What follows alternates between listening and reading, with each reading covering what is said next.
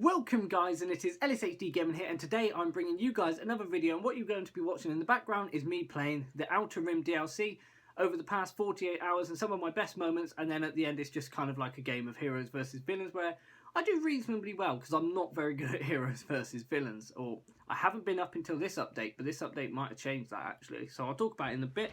But anyway, let's get into the topic, and it is my review on it. Since it's been out 48 hours, I think we can really judge it. I've played a lot, as you know, because I've live streamed pretty much most of it. So let's get right into it. So the characters. First of all, the characters. A lot of people really weren't that happy when they saw Greedo and the Nub. Now, personally, I like them. I know they're not the big characters like Obi-Wan Kenobi and Chewbacca, but we know we're probably more than 100% really going to get them in later DLCs. So it's just a case of why release it now, because otherwise it's going to stop people wanting to play it later on. So they're kind of holding off on those big names, which I understand, a little bit frustrating. But Nien Nub is definitely my preferred choice of the two, with the pulse cannon and that remote turret. He is just so good. You put that remote turret down, the more kills you get, the more damage that remote turret will do. So if you position that well, it can be absolutely fantastic. And that pulse cannon is very, very strong. And that actually changes on the larger maps to a orbital strike. So he's very good on the larger maps, and you can definitely spam that pulse cannon because it doesn't take long for it to recharge for you to be able to use. So he is definitely my preferred of the two. Greedo is good, like his weapon power is very good and it does damage to people like Luke Skywalker really well, but he's quite weak and he can't take that much damage. And it's quite easy to kill, especially if you use his lock-on feature. It takes quite a while to lock on. If someone's using an explosive shot, you'll find your health has gone down from 100 to 30 by the time it's locked on, especially if multiple people locking on. So that's a little bit unfortunate. So that's probably why, for me, Nien Nub is the favourite. And sorry if I'm saying the names wrong. I've said it many times. I'm not great with names. Anyway, let's get into the map. Now, let's look at the Sullust maps first. So you've got the Sullust pipelines, and then you've got it in Sullust itself, in the big building. And the Sullust pipelines map on the outside, I really do enjoy. You play cargo and maps of that nature on that, like game modes I should say, and it's really quite interesting. I enjoy it. I really do enjoy it. It's got a lot of verticality, which other Star Wars maps really don't have in comparison, so it does take some getting used to, and at the beginning I really did struggle with it. Of all those maps, though, it's probably my least favourite. It's visually stunning, however. Visually stunning, but I may as well point this out. All the maps are visually stunning. That's what you come to expect with an EA and a DICE game, so ignore that. I'm not going to keep saying that over the maps. But the Star Destroyer, I think it is, in the background, the smoke out of the volcano, it's all absolutely fantastic, and it's just worth the buy to look at that alone, really, sometimes, especially if you're a big Star Wars fan. If you're not, then obviously it wouldn't be. The next one is obviously, once again, the pipelines, but on the opposite side, and you play heroes versus villains. Quite close quarters again. You've got that little lava pit sort of thing, and that's actually where the hero pickup spawns, on the little balcony if you walk along that. So keep an eye out for that when you're playing. Little tip for you, so helped you out there. I picked it up quite a few times yesterday there. But I really do enjoy that map. I really do. That's probably... It probably actually peaks Jabba's garage for me. So that's probably my second favourite map. And it's just because that's got a lot of verticality as well. You can play extraction on it. And there's a lot of ways to go. Close quarters, a little bit of long distance. But if you go in those areas, you're very likely to get killed from multiple ways. So I think that's actually my second favourite map. Highly rate that map. That map probably, for me, is probably a 7 out of 10. So not too bad, really, especially for a DLC added map. And let's get on to the Jabba's Palaces map. So you've got Jabba's Garage, which is probably my third favourite map of all the DLC.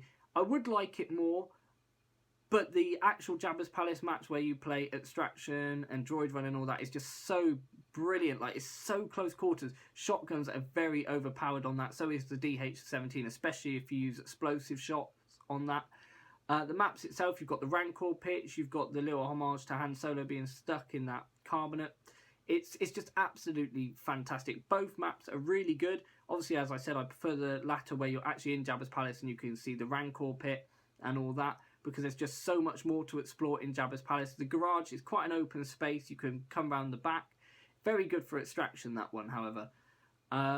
But for me, the big one where you can actually go all in Jabba's Palace all around, that for me is a 9 out of 10. It is almost perfect for me. The only reason it's not is because you can't see Jabba's Palace in it, but you do in hut contracts. You see the animation for him.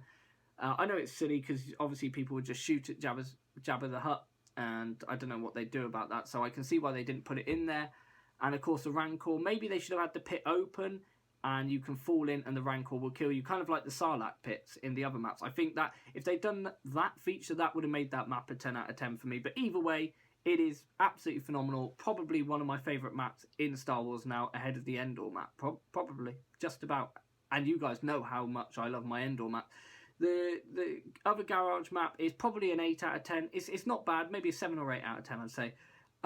It's really good for heroes versus villains. It definitely helps people who use 9-nub because you can pulse cannon down that hallway, and it's very open space, so putting your turrets down, very good.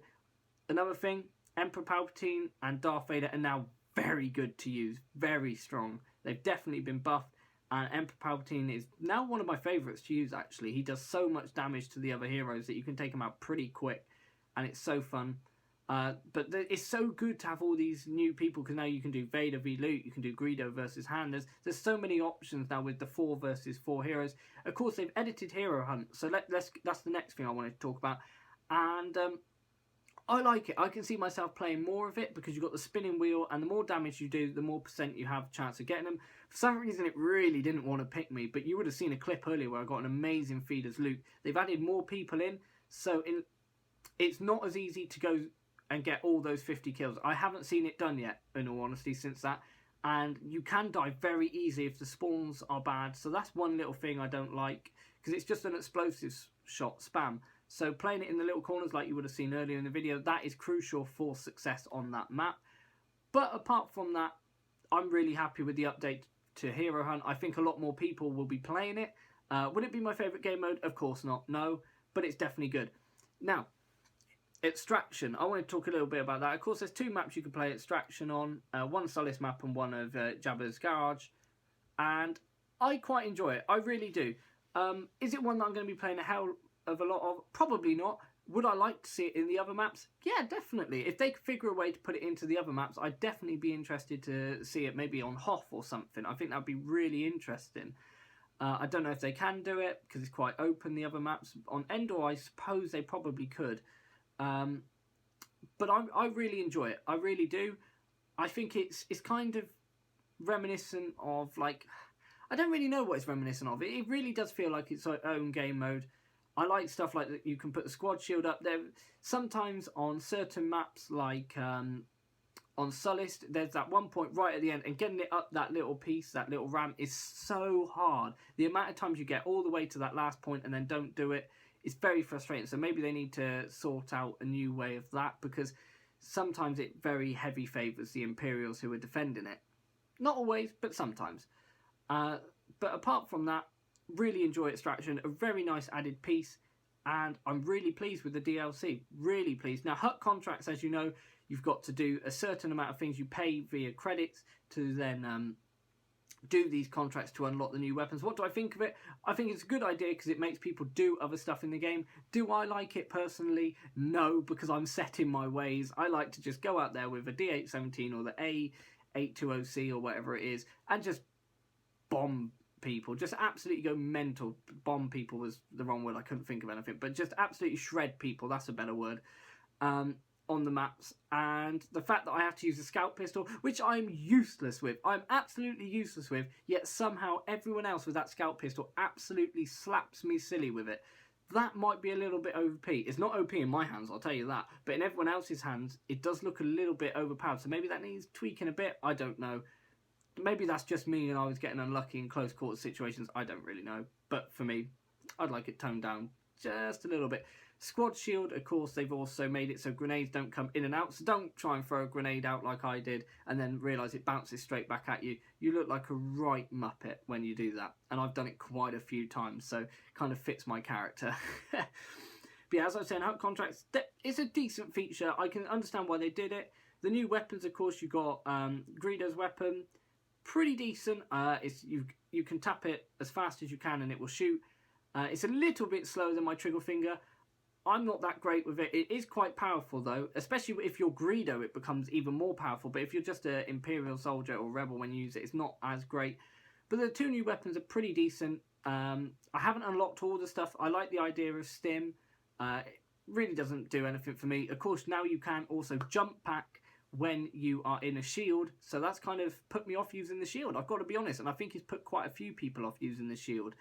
But overall, this overall DLC, for the first DLC, I'm rating it an 8 out of 10. It is definitely a great addition to the game, especially if you're a Star Wars Battlefront fan, definitely go out and pick this up, especially if you're going to be playing it a lot. Otherwise, if you're not, I can understand you not picking it up, because when you add on top the Season Pass and the base game, it becomes very expensive. But if you're a huge Star Wars fan, I recommend it. If not, stay tuned to my channel. I'll be doing another live stream tomorrow, Friday, 9 PM GMT times, to show off more of the Outer Rim and just have some fun on general maps as well. So I hope to see some of you guys there.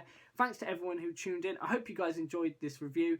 Definitely a very good installment of the first expansion pack. Can't wait for the other three, like Cloud City, Bespin, and the Death Star, and the fourth one, which we don't know. I think it's going to be Rogue One related. But anyway, as always, I hope you guys enjoyed. If you did, please like, comment, and subscribe. And may the Force be with you.